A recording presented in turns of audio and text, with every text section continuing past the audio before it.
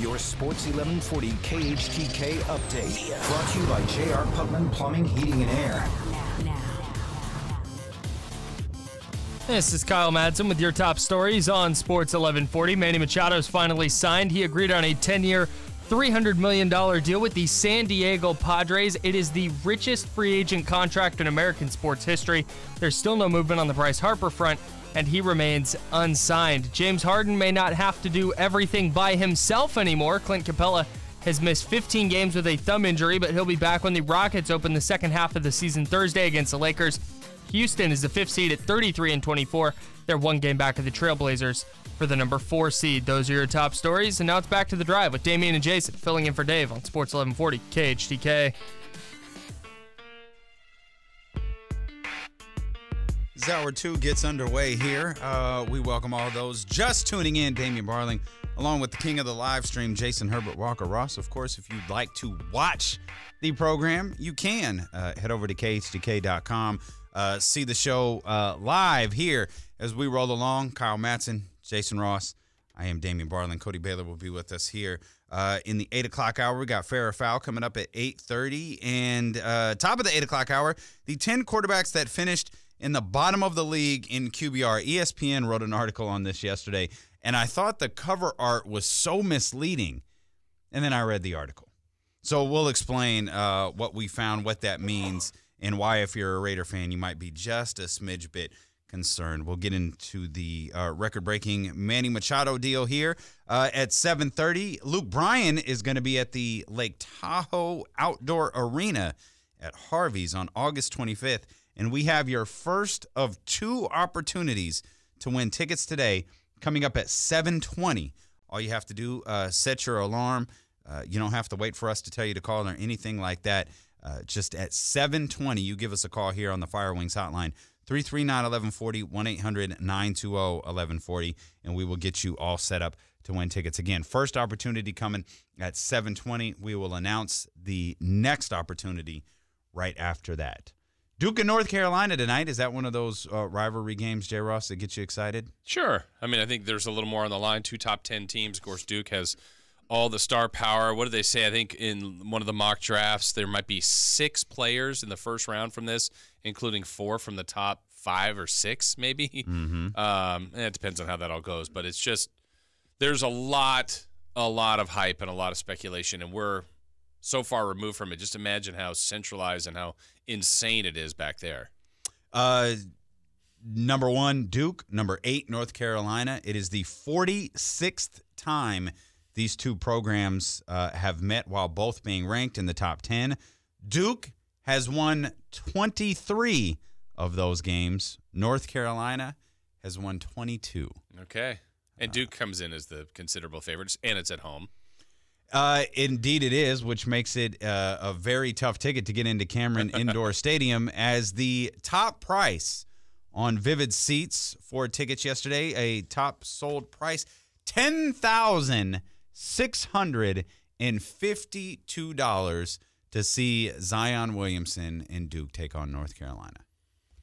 I repeat, $10,652. As crazy as that figure sounds, I think I know the answer, but I don't know. Maybe I don't. What do you think is more bizarre in this scenario? How much those prices are and what maybe some will be willing to pay? Or it's a tradition, but Krzyzewskiville, the students that camp out for a month for this game. It's insane. I mean, a month. Krzyzewskiville is insane. That's nuts. And they're like, sometimes the tents are as big as like 12 students in there, and they check on you. Otherwise, you lose your place in line, or you don't even get these tickets. That is insane. And it's winter. Obviously, it's cold, different times. I couldn't imagine. I think the first night, oh, this is fun. We're all camping out. Second night, maybe. I mean, it's a month. Yeah, no. That is just an emphatic no. Yeah. That is, I mean, there are grad students that do it, regular This students. isn't the national championship, by the way. It's a big game. It's February 20th. Right. This isn't even champ week. Right. They may play each other later. This is a regular season game. They could play each other 2 more times in theory. Not at Cameron Indoor, but. The lowest price for a ticket for tonight's game is $2,500. That's just shy of the $2,674 you would have had to pay to get into the Super Bowl just a couple of weeks ago. So these are Super Bowl prices for Duke, North Carolina tonight at Cameron Indoor Stadium. And I feel like it's Duke, right? That's what's moved the needle. I mean, North Carolina is a top 10 team. There's nothing wrong with them. It's a great program, great coach. How many people know the players from North Carolina versus what we all know about Duke? Some of these ticket brokers have compared Zion Williamson's impact on Duke in aftermarket ticket sales or secondary market ticket sales to LeBron James after he signed with the Los Angeles Lakers, where prices, I think, went up 125% for Laker road games there. What's interesting is even his season. We've heard about Zion Williamson for about 2 to 3 years. Mm-hmm. And I remember looking at a mock draft, I think when college basketball started, and they had him like 3 or 4. Mm-hmm. Look, one of the best players.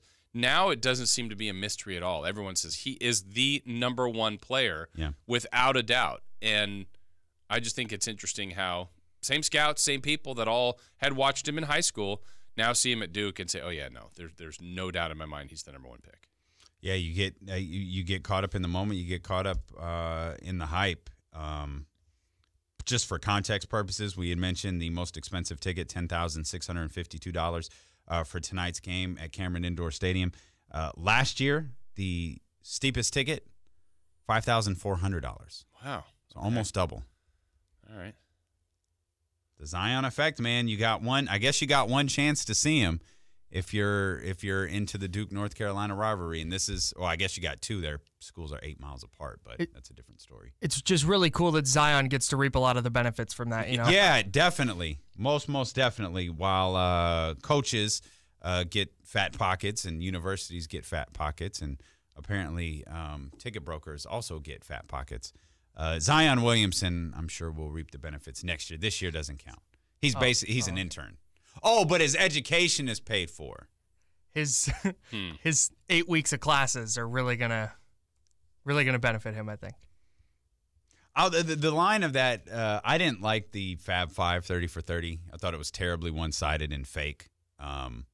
In favor of who, or just Jalen? Like Jalen produced it. Story. I can't get over Jalen Rose saying on camera, "I took money to get pizza, and I took money to take a girl on a date." Like, right. Dude, you were the second best player on the team. I get that you and your boy are the producer of this, but if you're gonna do it, be honest. Yeah. Like Jalen was the second best player on the team and probably the poorest, but you didn't take any money. Right. It's all Chris. The Fab Five did nothing wrong, just Chris. Right. The one guy who wouldn't participate in it. Weird. Mm-hmm. Weird. Yeah, I thought that was so foul.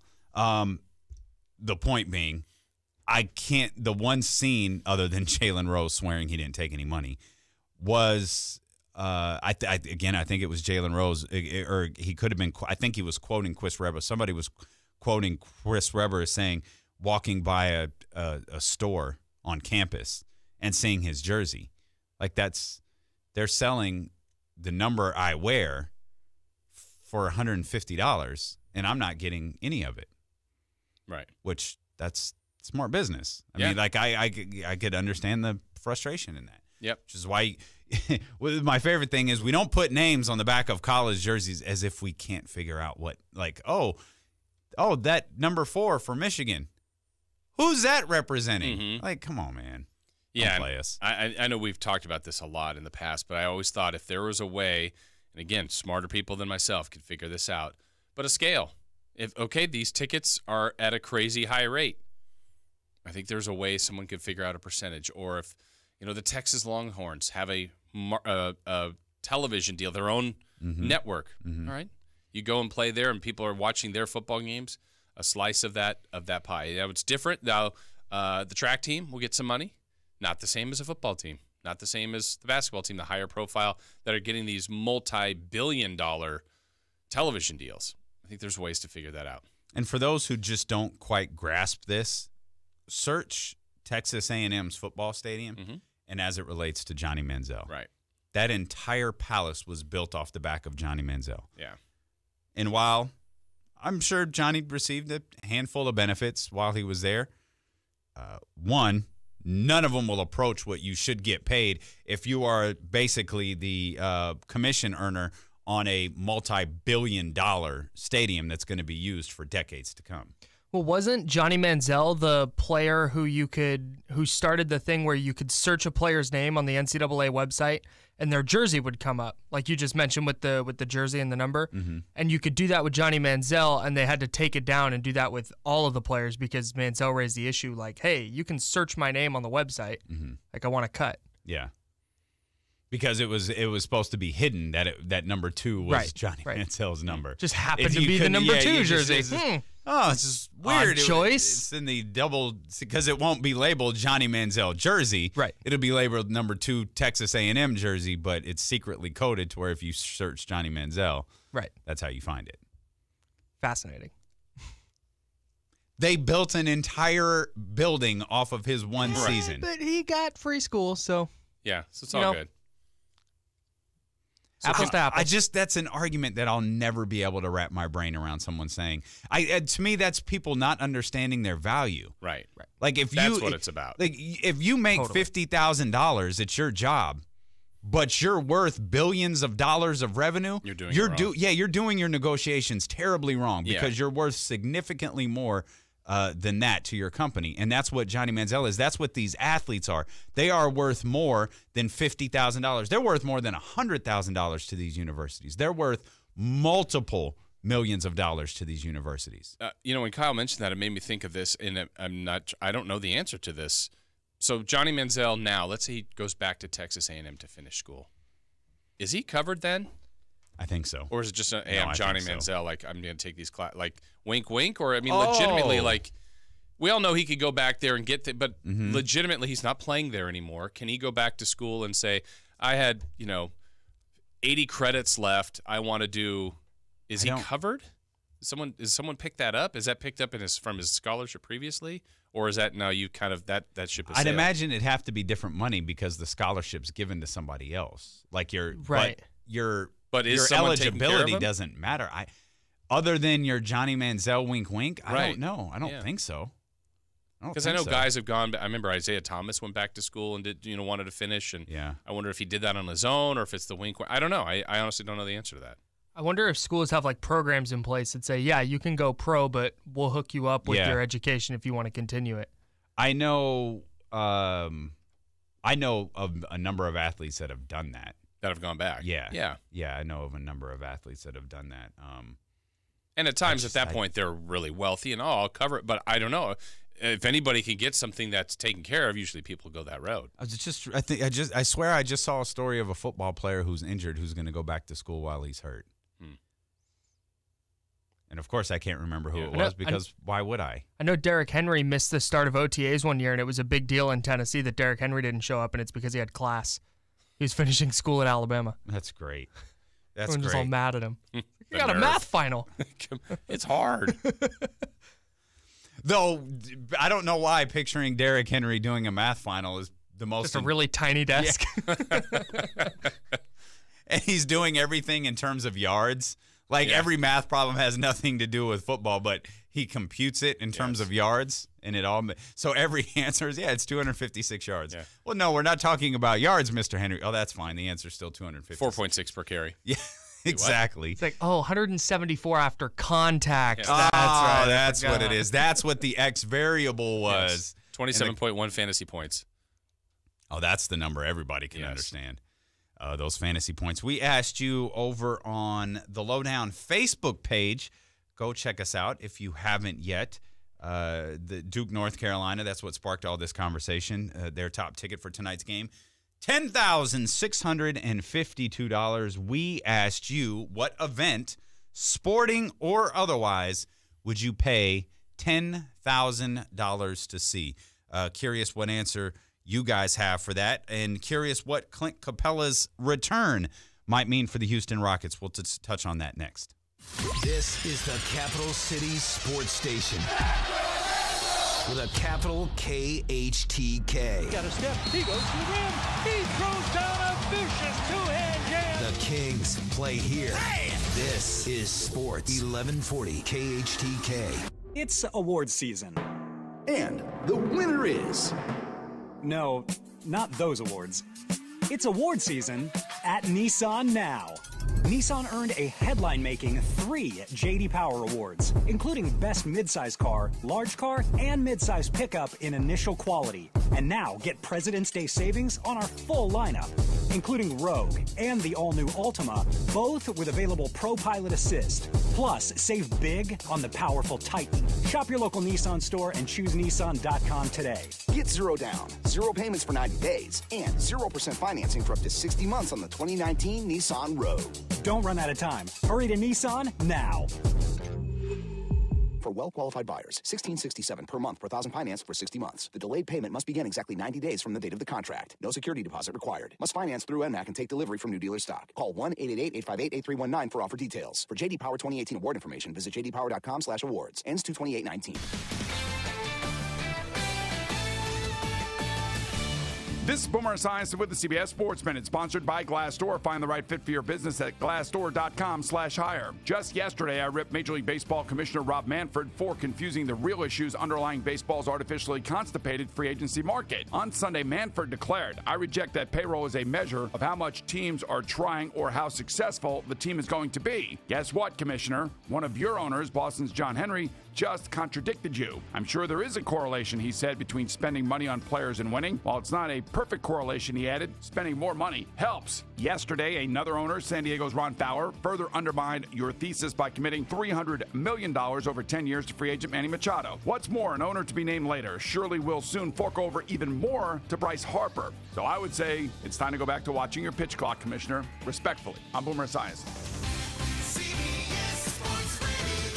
For oil changes using genuine Motorcraft synthetic blend oil or other routine car maintenance, get into Elk Grove Ford's Quick Lane Auto Center. Elk Grove Ford's Quick Lane has certified technicians who service all makes and models of vehicles. Elk Grove Ford uses quality Motorcraft parts and Motorcraft synthetic blend oil. Drive in Elk Grove Ford in the Elk Grove Auto Mall today and pull into the Quick Lane. Family owned and operated, Elk Grove Ford, your Car Pro approved Ford dealer for all of Sacramento. Elk Grove sells Fords. I'm Craig Ashton of the injury law firm of Ashton & Price. Insurance companies perform a very valuable service, but bottom line, they want to keep their money. When you retain Ashton & Price, you will always be greeted by a real live person. You always meet with an experienced attorney. We will collect all relevant evidence, and we will introduce you to the best doctors in the region. And we deal with the insurance companies, so you can focus on the most important thing, getting back your health. There is never a fee until you win, so call Ashton & Price for a free consultation. Remember, for the best advice, don't think twice. Call Ashton & Price. Cache Creek 500 slot tournaments every Friday through Monday. Visit cachecreek.com for details. This report brought to you by Folsom Lake Kia. Expect a cloudy start to the day, clearing into the afternoon with a high of 55 degrees. Folsom Lake Kia's got one of the best selections of new and used vehicles around. Whatever you're looking for, Folsom Lake Kia probably has it. And if they don't, they'll find it for you. Go see them and tell them Doug Christie sent you. Good morning and welcome back. This is Cody from The Lowdown. If you want to check us out on social media, you can find me at Cody Baylor, Damien at Damien Barling, Jason at Jason Ross 1140, and Chris at @SAC_MCFC. Also, check out The Lowdown on Facebook. Damien and Jason, back to you. Thanks to text line, Jiffy Lube text line, that is, at 441140, reminding us it is John Wall who is finishing college while rehabbing. Oh, okay. Was John Wall a one-and-done guy? Yes, 1 year. Is he going to be able to cram all of this college into... I mean, he's got a long rehab ahead. He's got some time. But, I mean, is it enough to, finish college? Or is he just going back to college? I don't know the answer, but maybe, some online classes. Well, there's nothing wrong with online classes. I While took he's those before. Rehabbing and hopefully not getting injured in his own home again. Yes, I'm guessing he's not walking around campus. Yeah, no, that would be weird. What if he's scooting around campus? Well, let's hope. Those scooters that you've got that you put your knee on and scoot? I think that's what he's doing. Well, let's hope that's what he's doing because he didn't succeed the last time he tried to walk. Right. Great point. Allegedly. Really good point. Allegedly. Avoid stairs, John. Avoid your own judgment. Just let somebody make the decisions for you for the next 13 months of your life. We got a text from Coach Molly, who coaches on the NCAA level. Oh, yeah. She wrote, even my nephew, who plays for the Republic now and played at UC Irving, he left school a semester early to try out the MLS and get drafted. He was granted the ability to come back and finish on his scholarship.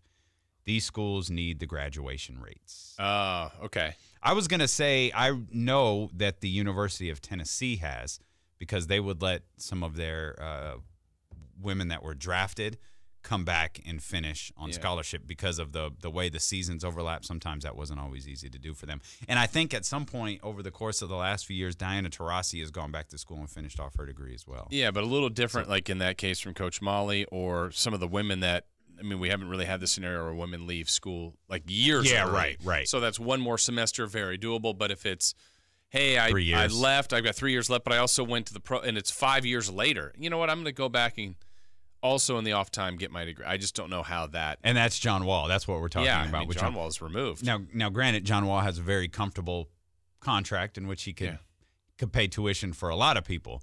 Yeah, he doesn't need to do this. No, but I'm curious what. I am genuinely curious whether John Wall has to pay to go back to school. Yeah. Or really any professional athlete who's on the, like, does Derrick Rose have to pay if he wants? Because there were some who said he didn't even go to school for the semester that he was there. Yeah. Maybe they look at it like, well, you didn't use the scholarship the first time you were here. Yeah. So go ahead, you can have it back. Now I'll pay someone to graduate for me again. There you go.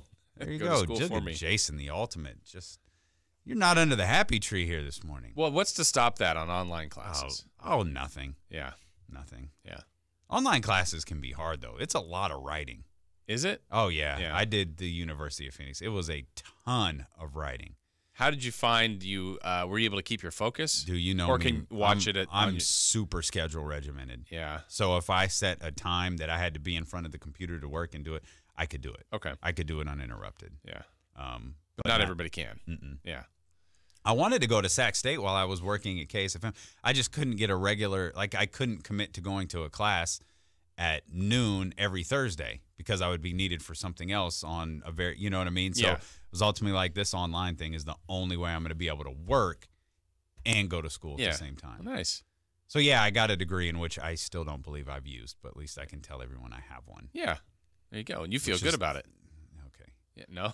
I do. It's just, I'll give you, sorry, Kyle, I'll give taking it because it was like marketing and communications, basically what I had done in the radio business up until that point. So the classes made significant sense because I was just talking. It was easy for me at that point because I had real life experience. I would have been bored out of my mind without that real life experience. Yeah. I still don't feel like does anybody care? Hey, everybody, I have a degree.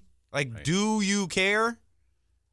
I mean, we're in a business in which I don't even think come up. I don't even think that you put that on a resume. Like, oh, I have a master's degree. I don't think anybody cares. Yeah. I'm a terrible procrastinator, so the one online class I took, I was like, great, I'm going to get out ahead. I'm going to finish this class in the first 3 days of the semester. I finished that class in the last 3 hours of the semester. Nice job, Kyle.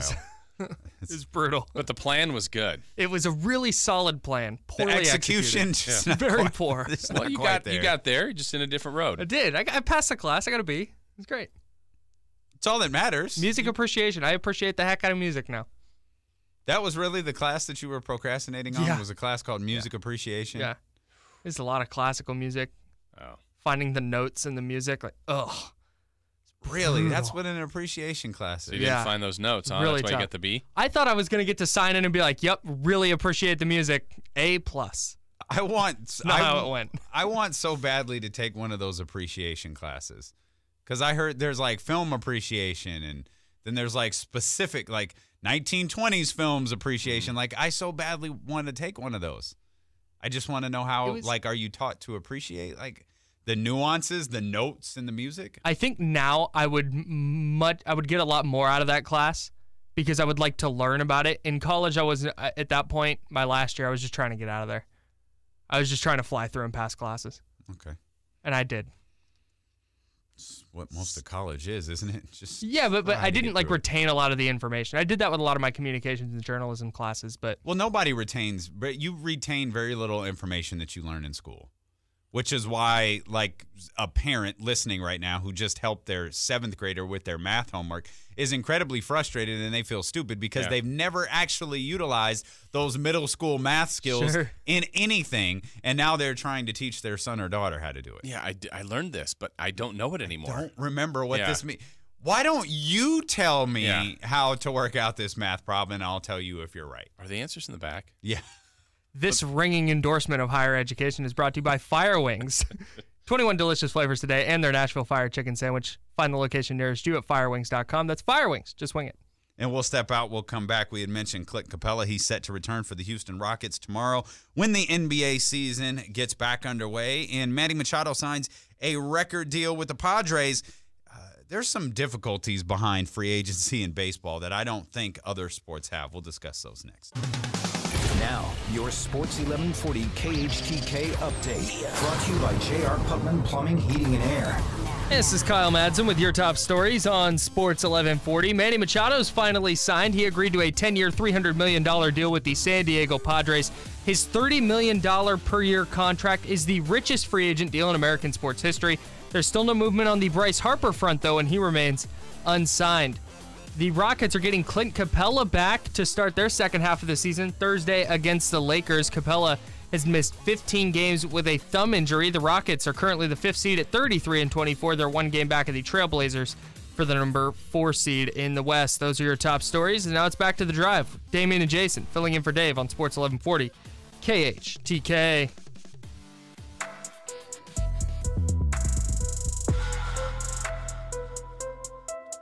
Congratulations to Steve. He won tickets to see Luke Bryan at the Lake Tahoe Outdoor Arena at Harvey's on August 25th. No worries if you weren't able to get through. We have a second pair of tickets to see Luke Bryan that we're going to be giving away at 8:15. 45 minutes from right now. So set your alarms. Be aware. Remember, we don't jump on the radio and tell you to be caller 25 now. We just tell you what time. That way, if you're listening on the KHTK app or if you're watching along on the live stream at KHTK.com, you don't miss your opportunity. You know, there's a delay of about 4 days there, so we don't want you to be left behind. 8:15, no matter where you're listening, that's your opportunity to win. You can call us on the Fire Wings hotline. Try one of the delicious 21 flavors of wings today. Fire Wings, just wing it, 339-1140, 1-800-920-1140. Let's go to the phones for the first time. Robert, what's going on, man? Good morning, gentlemen. How are you doing today? Excellent. Good. Hey, just calling with a little bit of an update. I don't think you guys were around, but a little backstory. I was a person who called in before the holidays. Me and my wife had made a deal regarding my fandom. I'm a Los Angeles-born, former mouth-breathing Laker fan, and basically once we decided to start having kids, my wife and I decided that I would become a Sacramento Kings fan. So I've actually had a great time enjoying the Kings this year. This is the first year. But just a little update. I couldn't say it back then, but my wife has just passed her first trimester. And so the real reason I became a Kings fan is because my wife's actually pregnant, and we are going to bring a little Kings fan into the world. So good stuff, man. That's awesome, That's Robert. Congratulations. Thank you very much. Yeah, appreciate the call, man. Good stuff for you. Congratulations. Is that what you did with Jackson? You decided UCLA all the way here. He knew. Oh, he knew. Yeah, he just knew. He still knows. That's interesting, though, to change your fandom. Why? I don't know. I mean, if he was a lifelong Laker fan, at maybe that time, secretly he just wanted off of that ship. Could be, and that's fine. Which is totally fine. Yeah.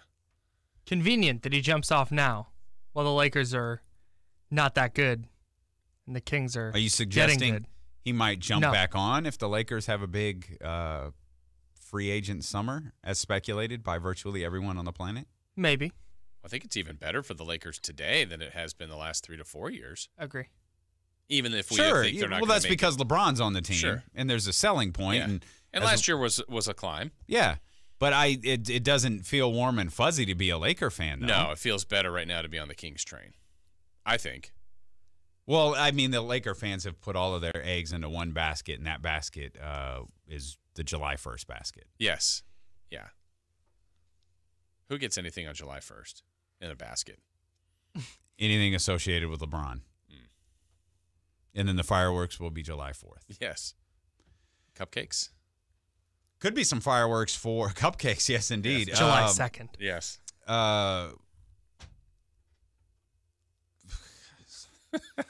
I just can't get into a rhythm in this show. Like, it's 2 straight days now that I just have zero. I really just want to go back to noon. You need a basket? I just want to go to noon. That's all I want to do is just next week. And you're leaving me tomorrow. I am. Which is weak. This is the second time you've had to be the boss in like 3 weeks. I know. Call me Mr. Big Chest. That's Jason, Mr. Big Chest right there. The Rockets are looking to reap the benefits here of the return of Clint Capella. He'll be back when the NBA season seemingly finally returns tomorrow night. Obviously, your Kings will be in action against the Golden State Warriors. We'll spend plenty of time talking about that tomorrow. The Rockets will be in action against the team we just mentioned, the Los Angeles Lakers. Clint Capella will return. He's averaging 17.6 points per game, along with 12.6 rebounds per game. The 33-24 Rockets are coming back from the break with a healthy Clint Capella, Chris Paul, James Harden. They'll also have Kenneth Faried, Austin Rivers, and Amon Shumpert, all collectively for the first time together. Yeah, I think they're going to be dangerous. I really do, because they've figured out a way to get through this. James Harden has been amazing. Chris Paul has slowly come back. They played him a little bit before the break. He was not playing completely in back-to-backs. And then Capella, I don't know that people realize how important he is to what they do. Mm-hmm. So defensively, offensively, the total of what he can provide on a nightly basis, I could see them, what are they coming into today, or coming into the second half? 5th? Easily climbing up to 3rd, even as high as 3rd, I think. So you got them as high as 3rd. You have Oklahoma City at 2. I do. That means you've got the Denver Nuggets falling down to the maybe. I don't 4, know that maybe? they'll pass them, but what are they back of Denver at the moment, which is a big jump. It's 6 games. That may be This too. is Houston that's 6 games back. That's maybe too far, but Portland's only 1 ahead of them. I can easily see them going past Portland. And How far is OKC from number 2? Because that's the team that you like to finish 2 second. games. Okay.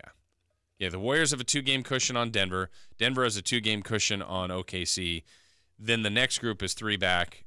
Houston is 4 back of OKC. So that's the interesting part of getting to 4. And 4 is important because of home court.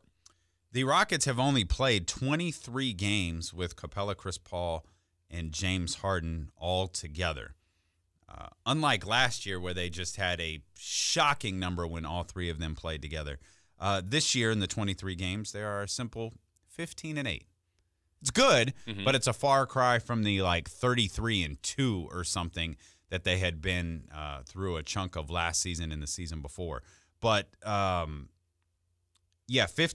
is where the Rockets sit when all 3 of their guys play together. And we had mentioned guys like Austin Rivers, Kenneth Faried, and Amon Shumpert are going to be playing with that trio for the first time all year.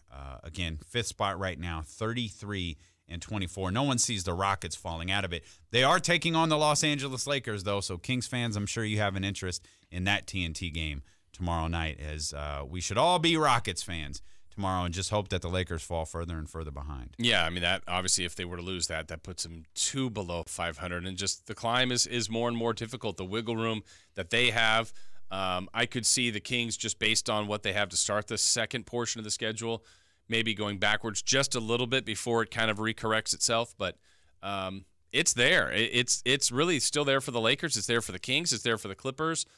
And I told you the other day, I thought that was the race. I'm not completely done with Minnesota. That's the one team I'm going to keep my eye on. I think they're probably out.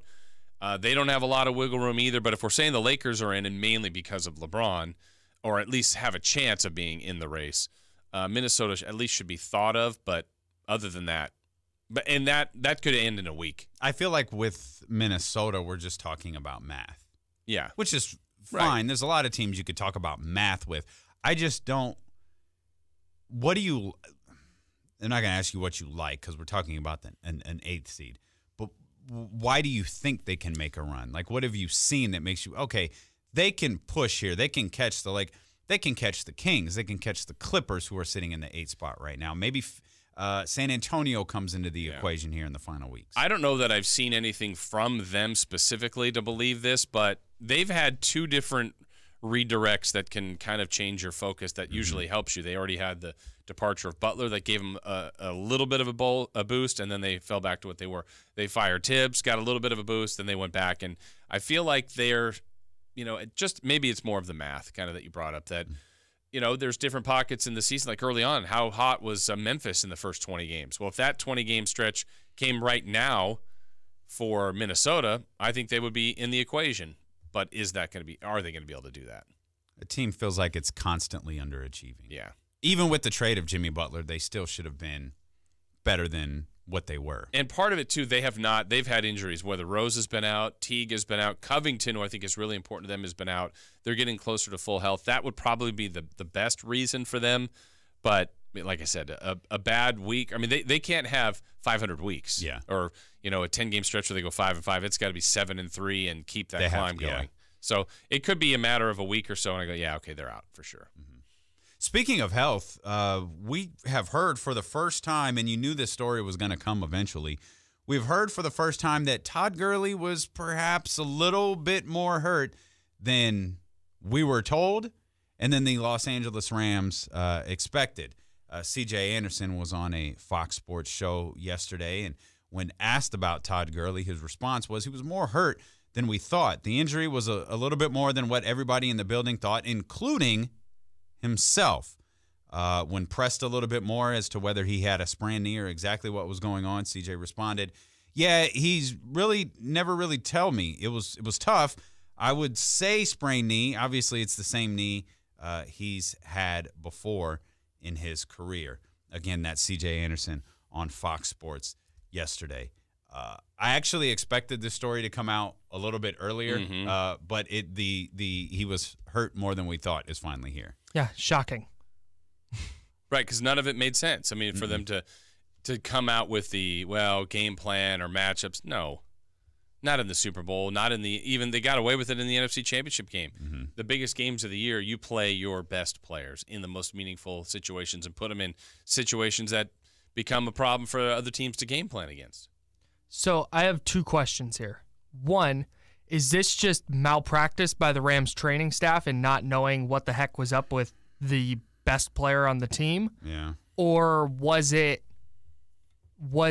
the Rams hiding this injury so he wasn't on injury reports, which is a huge no-no that the league will reprimand them for?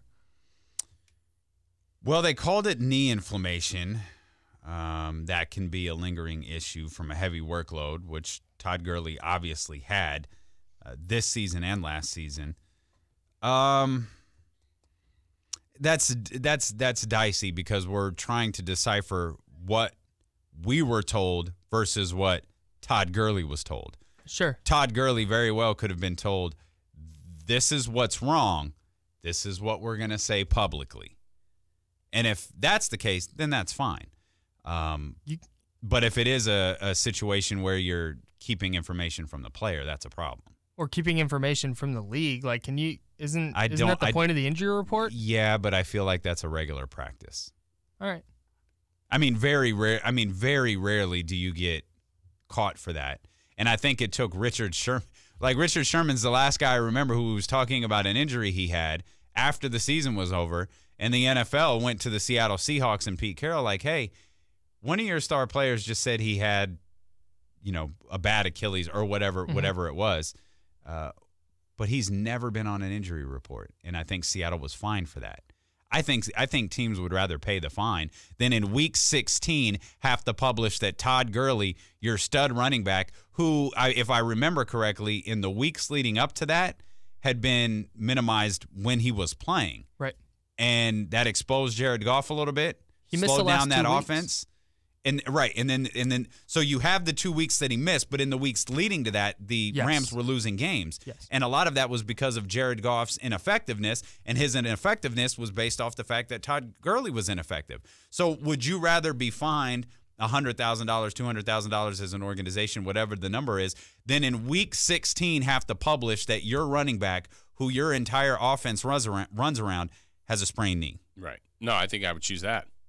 Right, of the options. And then thinking about to the season, you guys were talking about how at the end of the year he missed a couple of games.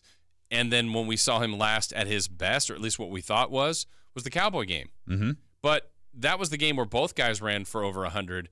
But I still think, if I remember right, didn't Anderson still have more carries? So you're saying the problem was actually the Dallas Cowboys and not necessarily the Los Angeles Rams. Yes, I believe CJ. I'm going to look that up because I think the thought was, well, Gurley was so great in that game, which he was, but Right. I don't remember. I know he had a long run in there. I feel like CJ had the ball a lot in the fourth quarter, and his girth just ran over that Cowboys offensive line. Yeah, Gurley had 16 carries for 115. Mm. So that's a little bit lower than a normal number for him. Then he goes to 4 carries against New Orleans and then 10 in the Super Bowl. What did CJ have in the Dallas game? Does that have that? Does that have that number there? Because I'm just curious. If he had, again, I think he got a bulk of those fourth quarter just where the defense down carries. The jarring thing for me was how rapidly his targets in the passing game went down. Mm-hmm. I think he had like 10 catches in week 13, and then after that had like 3 catches the rest of the year. And that would have been such an effective thing against the Patriots, and they couldn't do it. But let's use the didn't do term it. that CJ was using there when talking about Todd Gurley, sprained knee. We're talking about running routes now and catching passes out of the backfield and everything being timing. And if you can't turn around quick enough for your quarterback, you've rendered the entire play useless. Correct. Yeah. CJ, by the way, in that Cowboy game carried it 23 times. So 16 versus 16 23? Yeah. And so he was more in every game from that point on. And he had come off a couple of good games while Gurley was out. So I think this was an ongoing thing. We just happened to see him play really well in that run against the Cowboys, but minimized in the game against the Saints, and then certainly the Super Bowl, we all wondered where he was. Would you be concerned if you're a Los Angeles Rams personnel, if you're Sean McVay, if you're on the Sean McVay staff, that Todd Gurley was banged up at the end of the year? Because he's had, on and off again, moments where he's missed. He hasn't missed significant time. He missed 2 weeks. He came back, and then obviously you had the Cowboy game, but the conference championship and then the Super Bowl were like, oh, that's not Todd Gurley. Yeah, I don't know how concerned I would be just based on what the doctors are saying about the current injury. If it's a volume situation. Which is what happens to that position. But if he's already breaking down now. Which is why running backs can't get paid. Yeah. If you're the Rams, you have to look at this and figure out how to not make your entire offense run through him, right? Yes. Like you have to lighten his workload somehow. Well, if this is all accurate and we're working with very little information, Sure, but of if it's a sprained knee or if it's something along those lines, Sean McVay was saying knee inflammation, if it has anything to do with workload, I don't know that a sprained knee is a workload injury, but if Sean McVay is true, if we're talking about an inflammation issue that happened after the Dallas Cowboy game, then yeah, that's, I think, cause for concern in terms of workload. But even still, if your offense is constructed that your running back gets banged up and it unravels your entire offense, that's difficult. Right. Which is why C.J. Anderson proved to be so valuable in Week 16 and 17, was because leading up to that injury to Todd Gurley finally sitting, that had been the worst that we had seen the Los Angeles Rams offense all this year, probably all the last 2 years. Right. And that's what exposed Jared Goff a little bit is, Jared Goff's in the MVP conversation. Suddenly Todd Gurley's gone. It's like Jared Goff isn't even the most valuable player on his team. Mm-hmm. He's not even – I'd argue he's the second most valuable player on offense and the third most valuable player of the team. And that's not a knock on him. That's just a praise of the other two. More specifically with Todd Gurley, it's a indictment's probably the wrong word, though, I guess, depending on how you look at the Los Angeles Rams. Maybe it's not. It's an indictment of how the Rams offense is set up. Right. That Gurley is so much more valuable than Jared Goff is. And now, I mean, are you convincing C.J. Anderson, hey, go through a training camp, not stay in shape, maybe get in a little bit of shape. We're going to keep you around. You're going to get some run next year. Yeah, and I think, even looking back at the Super Bowl, what I remember of that, the way the Rams played it, it was I still remember they went down to the sideline to Tracy Wolfson and asked her, and she had said multiple times, no, the Rams are saying Gurley is clear. He's fine. He's healthy. Mm-hmm. And there were series where he didn't play. Mm-hmm. And then when they came out in the second half, I think it was his first series of the second half, he had his biggest impact in the game and thought, all right, well, here we go. They're just going, this is the last game of the year. We're going to play him. But it just never really had that connection in the game. And I felt the Patriots put everything on Goff to try to win it, and he couldn't. Which was Bill Belichick's game plan all along. Yep. And it worked. We'll get back to the NFL coming up here at the top of the 8 o'clock hour. More specifically, into quarterbacks. ESPN had an interesting article up about how the quarterbacks at the bottom of the league could improve in the upcoming year. And I noticed something with the cover art that they were using that I thought it was kind of foul. And then I read the article and I got, okay, I see why they're putting this particular picture up there. Again, we'll talk about that at the 8 o'clock hour. Spoiler alert, it involves someone who plays with the Raiders. Probably not really a spoiler alert, given that we're talking about quarterbacks. I'm sure you can figure that out for yourself. We'll give you an update on what's going on with the Raiders and the city of Oakland as well, coming up at the top of the 8 o'clock hour. The big news today, we signed off with you yesterday, shortly following the conclusion of the show. Manny Machado signed a deal with the San Diego Padres, and apparently they're not out of the Bryce Harper sweepstakes. That is crazy to hear that. I just don't know how. Is that an effective strategy? Like, let's just go out and spend $500 million, because that's what we're going to be talking about here, over the course of the next 10 years on 2 players. Well, in this case, yes, I would say, because everybody says, and even if they're off by a team or two, but that they say the Padres have the best farm system.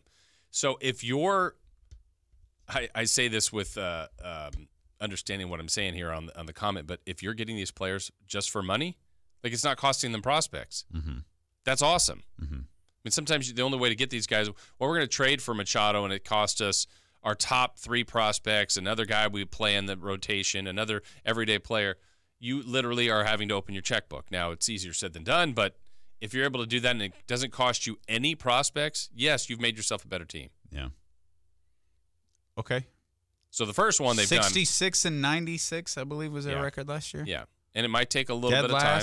And I think Machado won in this because he got the money. He's going to a great ballpark, a beautiful city, and he can opt out in 5 years, and if he thinks he's worth even more than that. And he'll be 31 at the time, which was when Albert Pujols, roughly, when Albert Pujols signed that his deal. 10-year. His 10-year deal. You mentioned the Padres being 66 and 96. Even if they go through a full rebuild, you're getting a 26-year-old superstar who can play 2 positions, and he's going to hit 35 home runs for you. Like, that's a perfect guy to build around. So I think the Padres, they needed to make a splash, and this is the kind of splash you need to make. Yeah. Again, without costing them anything besides a huge amount of money, but no players in the process.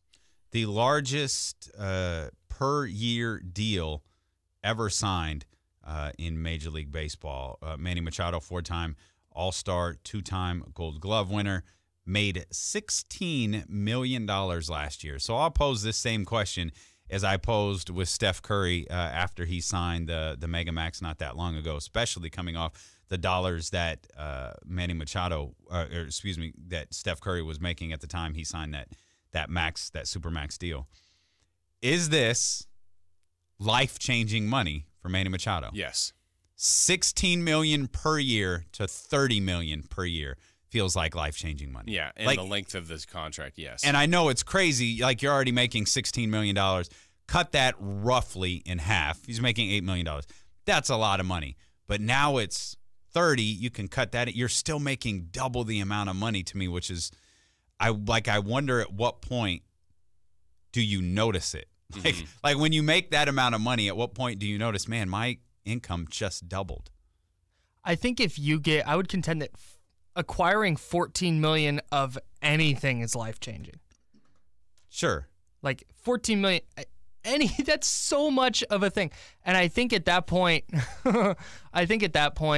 you notice it just in terms of like your future and the way you can set yourself up. Maybe not the day-to-day stuff. Like if you make $16 million, you already had probably the house you want and the cars you want, and you've paid things off for your family. But now you can look for, hey, I can still have this $16 million for my income, and now I can put this $14 million towards having my kids set up for life. And so that's where I think it probably comes did with the 16 also. Right. Now you just have it set up significantly making sure faster. their kids are set up. Yeah, generational money. I think that's what we're talking about here. And Steph was the most glaring one because he went from like 10 million, like roughly 10 or 11 million to suddenly like 40. Yeah. And I don't care. I know there's Under Armour money out there. I know there's all that other money out there, but still, your job just decided, dude, you are worth 4 times the amount you were last year. Yeah, and I think about like Machado. Okay, if the 10 years plays out to what it is, the entirety of the contract, there's no opt-outs, there's no change of that. I don't know what you guys think. How many years could he just literally be completely irresponsible? I mean, just foolish with the money. All of them. Yeah, I mean, close to it, right? Like, let's say he's full. Like, just people go, what is he doing with this money for 8 years? And the last 2, he's like, I'm locking in now. Yeah, should be fine. Yeah, he'd be totally set. Now, I want to know, does he just do stuff now? Like maybe he was using unleaded gas, but now does he just do premium because he can? He's like, yeah, you know what? I will upgrade to the large popcorn at the movies. Thank you. I have the finances to do this. Just now. I would just do that. I would just upgrade all the time to everything. I think you've done that recently, haven't you? Just since you signed a new deal here at KHTK, do you just upgrade on everything? Yeah. Very similar deal. I noticed your coffee orders. The coffee got larger. Yeah. I've gone from biking to work to using regular unleaded gas. Nice. So, it's very cool. Good. Wait till the next jump. Very good. Oh, man. Decided to put free air in my tires. It's the type of money they're doling out here at KHTK, man. You can put that free air in the tires. I think that's a legit question. Like, what's the first thing you did, Manny, when you signed your extension? I'd ask Steph Curry the same thing. Yeah, because I mean, you're right. He already had a significant amount of money. You're jumping to another level, but it'd be if you could jump to this level from really what would be considered nothing would be really, really life-changing. Fair or Foul coming up at 8:30. Another chance for you to win tickets to see Luke Bryan coming up at 8:15. We'll get back to the NFL here. 10 quarterbacks that finished at the bottom of the league in the QBR. Man, there's a name in here that just I feel like it does not fit. We'll explain, plus give you an update on where the Raiders will be playing next year and perhaps the year after that.